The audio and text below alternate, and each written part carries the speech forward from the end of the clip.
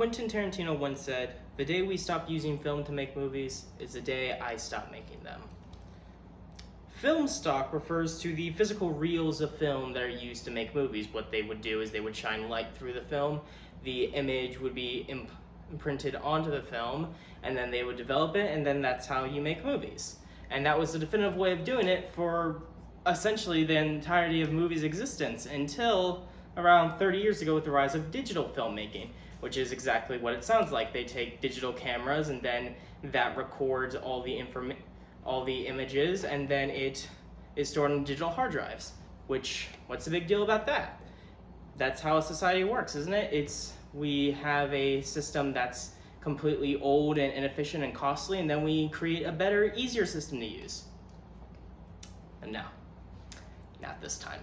This time is different, because while digital filmmaking definitely has its merits, it's easier to use, it allows for more movies to be made, it's less expensive, it does not have the same feel that film actually does. Now, to show you what I'm talking about, I'm going to show you guys two images from two different films. One of which is Lawrence of Arabia, which was filmed on film, and then the other one is Dune, which came out just a few months ago and was filmed on IMAX digital cameras. So this is from Dune, and this one is from Lawrence of Arabia. Now, the reason I picked both of these movies is because they both take place in deserts, meaning that they both kind of have similar shots of large wastelands of just sand. Now, I want to ask you this. Which one looked more like a real-life desert? The first one, which was used with digital cameras, or the second one used with film? To me, the answer is obvious. It's Lawrence of Arabia, which was which was made on film. And the reason I say this is because film, while yes, it does deteriorate, that adds somewhat to the quality of the film. Because the world that you're watching feels real, it feels lived in somewhat, while digital almost looks a little too real.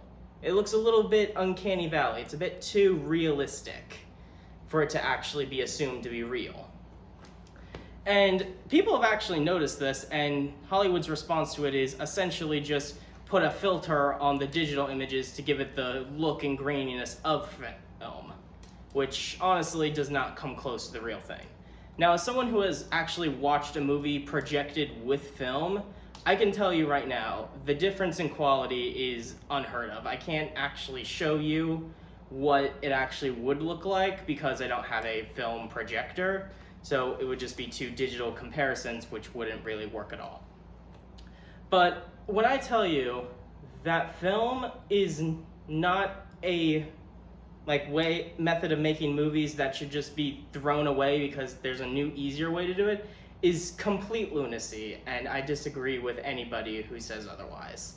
So, in conclusion, film looks better, it enhances the movie-going experience, and its replacement digital has completely tried to emulate and imitate what film has done with its film grain.